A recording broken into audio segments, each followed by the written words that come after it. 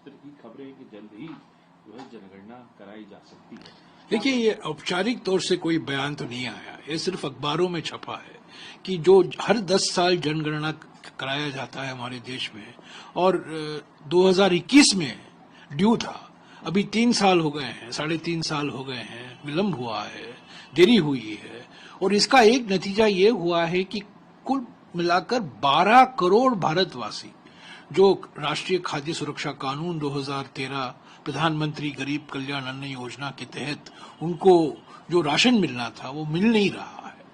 वो एक नतीजा है इस विलंब का, और कई नतीजे हैं, पर हमें अभी पता नहीं है औपचारिक तौर से। 3.5 साल से पहली बार विलंब हुआ है। हर 10 साल ये जनगणना कराया जाता है विस्तार से। इसका एक और नतीजा है, देखिए महत्वपूर्ण बात है, इस जनगणना से अनुसूचित जाति और अनुसूचित जनजाति की आबादी क्या है, और जातिवार अनुसूचित जाति, जातिवार अनुसूचित जनजाति की जनगणना निकाली जाती है, जानकारी ली जाती है, हासिल की जाती है। और कांग्रेस पार्टी की मांग हमेशा रही है कि देखिए, आप आप जनगणना तो करा रहे हैं, अनुसूचित जाति की आबादी तो आप हासिल कर रहे हैं जातिवार, और अनुसूचित जनजाति की भी आबादी जातिवार आप निकलवा रहे हैं, तो क्या आपत्ति है कि ओबीसी की जो जनगणना है उसी में कराइए ना। देखिए, मेरे पास मसौदा है, प्रश्नावली का मसौदा, जो 4 साल पहले इसी सरकार ने घोषित किया था, तैयार किया था। उसमें एक सवाल है कि क्या आप अनुसूचित जाति के हैं? हाँ, तो कौन सी जाति? क्या आप अनुसूचित जनजाति के हैं? हाँ, तो कौन सी जाति? तो ऐसे ही इसमें एक सवाल और भी आप ऐड कर सकते हैं, एक कॉलम ऐड कर सकते हैं इस प्रश्नावली में, क्या ओबीसी हैं? अच्छा, अगर आप ओबीसी हैं कि कौन सी ओबीसी हैं, तो ये जाति जनगणना हो गया ना। और ये बहुत आसान तरीका है। और ये हमारे संविधान के अनुसार, हमारे संविधान में आप देखेंगे 7वीं सूची है। 7वीं सूची में केंद्र सरकार की क्या जिम्मेवारी है, राज्य सरकारों की क्या जिम्मेवारी है, और जो विषय दोनों सरकारें कर सकती हैं। अगर आप 7वीं सूची देखें तो यूनियन लिस्ट, यानी कि संघ का लिस्ट, राष्ट्रीय स्वयंसेवक संघ नहीं, संघ माने यूनियन ऑफ इंडिया, एंट्री 69 आप देखिए, यह कहता है सेंसस की जिम्मेदारी सेंसस कराने की केंद्र सरकार की होती है। हम ये नहीं कह सकते कि राज्य सरकार कराएंगे। तो हमारी मांग है कि जब आप ये जनगणना कराओगे, 3 साल से हम मांग कर रहे हैं, देरी हुई है, अभी आप करा रहे हैं तो अच्छी बात है, उसमें एक और सवाल जोड़ दीजिएगा कि क्या आप ओबीसी के हैं, और ओबीसी वर्ग में से आप कौन से ओबीसी में, तो आपको जाति जनगणना हो जाएगी। और इसके बाद जो कांग्रेस पार्टी की मांग है, हमने गारंटी की थी हमारे चुनाव प्रचार में कि जो 50% आरक्षण की सीमा लगाई गई है अनुसूचित जाति, अनुसूचित जनजाति और ओबीसी के लिए 50%, वो संविधान में नहीं है, वो सुप्रीम कोर्ट के द्वारा लगाया गया है। उसके लिए संविधान का संशोधन करना जरूरी है, यानी कि दलित, आदिवासी और ओबीसी वर्ग के लिए 50% की सीमा बढ़ानी चाहिए। और ये जनगणना के बाद इस पर बहस होगी, पर पहली बात तो जाति जनगणना कराना अनिवार्य है सामाजिक न्याय के लिए। और खबरें तो छपी हैं, अभी तक औपचारिक तौर से कोई किसी का बयान नहीं आया है, पर हमारी मांग है और अन्य पार्टियों ने भी मांग की है कि आप जाति जनगणना कराइए, ये आपकी जिम्मेदारी बनती है। संविधान के अनुसार ये जिम्मेदारी राज्यों की नहीं है, केंद्र सरकार की है। आप कह रहे हैं कि इसमें एडिशन जरूर, बिल्कुल, ये 8वां सवाल है, ये मसौदा है, ये 15 पेज का मसौदा है। जो सवाल क्वेश्चनर है, प्रश्नावली है, इसी 8वां सवाल है, क्या आप अनुसूचित जाति के हैं? अगर हाँ, तो कौन से जाति? क्या आप अनुसूचित जनजाति के हैं? तो हाँ, तो कौन सी जाति? तो ऐसे ही अब एक और कॉलम जोड़ दीजिएगा कि क्या आप ओबीसी वर्ग के हैं? अगर हाँ, तो कौन से जाति के हैं आप? तो बहुत आसान है करना, इसमें बड़ा कठिन काम नहीं है, इसमें कोई रॉकेट साइंस नहीं है, ये आप करा सकते, अगर इच्छा शक्ति है तो आप कराएंगे। क्यों आपको पक्ष शक क्यों होता है सरकार की? अरे साढ़े तीन साल से ये जनगणना नहीं कराया है, सेंसस नहीं कराया है, एक बात। और बार बार पार्टियों ने मांग की है, और नॉन बायोलॉजिकल प्रधानमंत्री तो चुप्पी नहीं तोड़े उन्होंने कास्ट सेंसस के बारे में। उन्हीं के जो अलायंस पार्टनर है अभी, जो पलटी करके उनके अलायंस पार्टनर बने हैं जेडीयू, जब जेडीयू राजद और कांग्रेस महागठबंधन में थे, राज्य सरकार ने कास्ट सर्वे कराया था। मैं देखिए एक चीज कहना चाहता हूं, कास्ट सर्वे राज्य सरकारें करती हैं, पर कास्ट सेंसस जो है ये बिल्कुल याद रखना चाहिए, बिल्कुल साफ है। कास्ट सेंसस हमारे संविधान के 7वीं सूची एंट्री 69 के तहत कास्ट सेंसस कराना यूनियन लिस्ट में आता है, यानी कि केंद्र सरकार की जिम्मेदारी बनती है, केंद्र सरकार भाग नहीं सकती। इसीलिए हमें शक है, अब तक आपने 3.5 साल तक आपने जनगणना नहीं कराया, और आपने जाति जनगणना पर आपने अपनी चुप्पी नहीं तोड़ी। तो बार बार हम ये मांग कर रहे हैं। और देखिए, जाति जनगणना तो पहला कदम है, उसके बाद में और महत्वपूर्ण कदम ये होगा कि 50% की जो सीमा लगाई गई है सुप्रीम कोर्ट द्वारा SC, ST और OBC के आरक्षण को लेकर, उसको हटाने के लिए संविधान में संशोधन लाना बहुत जरूरी है। आपके इस फोरम पे नहीं, ये तो हम बोलते रहेंगे, राहुल जी बोल रहे हैं, खड़गे जी बोल रहे हैं, हमारे नेता बोल रहे हैं, हमने अपने मैनिफेस्टो में शामिल किया था, जिसकी आलोचना नॉन बायोलॉजिकल प्रधानमंत्री ने खूब की, आपको याद होगा। तो पर ये तो हम मांग करते रहेंगे, संसद में भी मांग करेंगे, संसद के बाहर मांग करेंगे। तो ये हमारी मांग है, ये कांग्रेस पार्टी की मांग है, इंडिया गठबंधन की मांग है।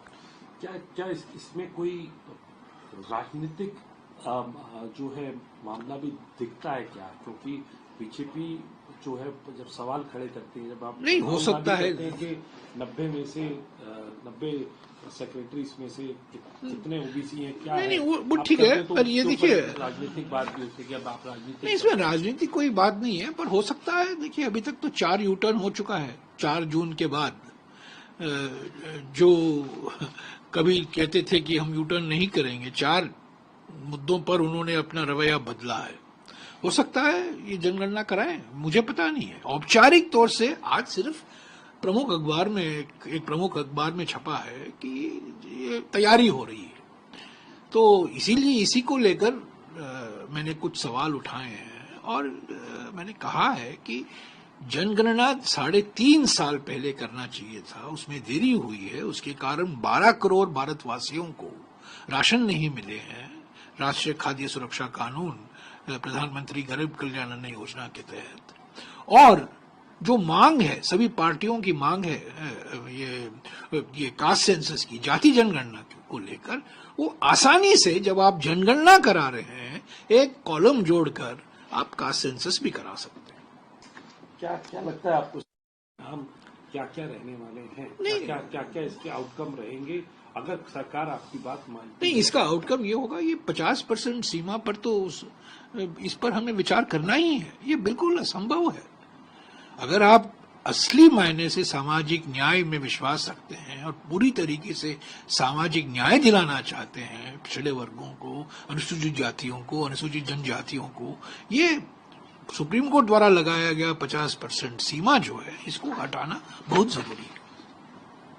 सर, आखिरी इंडिया अलायंस जो है, इंडिया ब्लॉक जो है, उसको ये पूरी की पूरी जो कास्ट बेस्ड सेंसस या कास्ट सेंसस की आप बात कर रहे हैं, कहीं ना कहीं तौर पे राजनीतिक भी एक हथियार आप लोगों का ऐसा बन गया है सरकार के खिलाफ में, जो आप लोगों को एक जो है जन समर्थन इस बात का दे रहा है, या सरकार को बैकफुट पे रखता है, आप लोगों को फ्रंटफुट पे रखता है?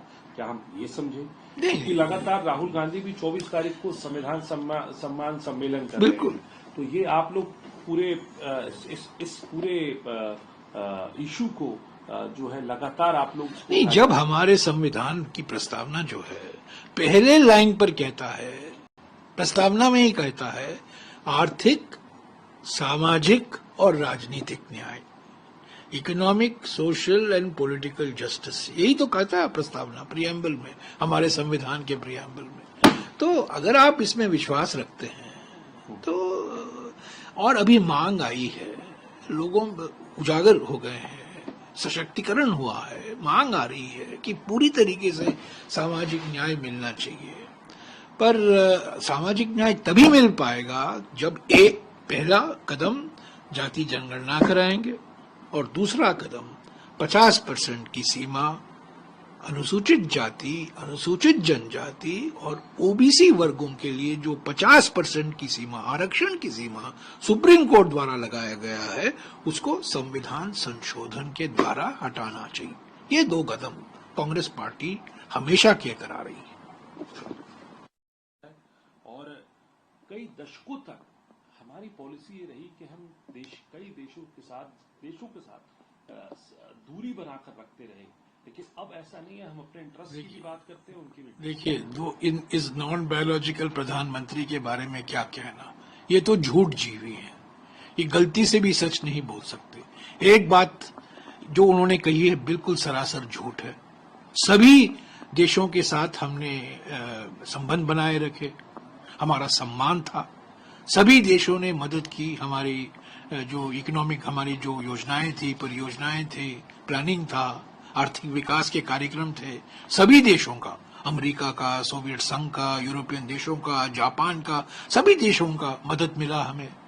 अगर हम सबसे दोस्ती नहीं रखते तो ये मदद नहीं मिलता। एक बात तो ये है।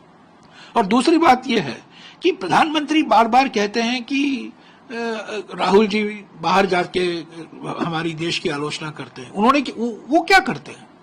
रास्ता तो उन्होंने दिखाया है ना, दरवाजा तो उन्होंने ही खोला है। बार बार प्रधानमंत्री, नॉन बायोलॉजिकल प्रधानमंत्री बाहर जाते हैं और हमारी देश की आलोचना करते हैं, हमारी जो पिछले दशकों की जो अर्थनीति होगी या विदेश नीति होगी उसकी आलोचना करते हैं। जो पहले प्रधानमंत्री हुआ करते थे उनकी आलोचना करते हैं। आलोचना कीजिए हमारे देश के अंदर, देश के बाहर जाकर क्यों करते हैं? ये बार बार ये प्रधानमंत्री करते हैं। दोषी तो वो है और दरवाजा तो उन्होंने खोला। पहली बार 2014 में पहली बार उन्होंने हमारे पूर्व प्रधानमंत्री की आलोचना की देश के बाहर। अमेरिका में पहली बार जब वो गए थे 2014 में, जर्मनी में जाकर गया, फ्रांस में गए, हाले कई देशों में गए। तो क्या आलोचना कीजिए हमारे देश में, पार्लियामेंट में कीजिए, पार्लियामेंट के बाहर कीजिए, मणिपुर में जाकर कीजिए। वो तो नहीं करते, पोलैंड में जाके करते हैं। और मुझे समझ में नहीं आता ये प्रधानमंत्री, क्या उनमें क्या असुरक्षितता है, क्या इनसिक्योरिटी है कि बार बार ऐसे झूठ बोलते हैं और बार बार बाहर जाकर ऐसी आलोचना करते हैं। जवाहरलाल नेहरू की, इंदिरा गांधी जी, अटल बिहारी वाजपेयी जी की भी ये आलोचना है, क्योंकि अटल बिहारी वाजपेयी जी भी उसी रास्ते पर चल रहे थे ना।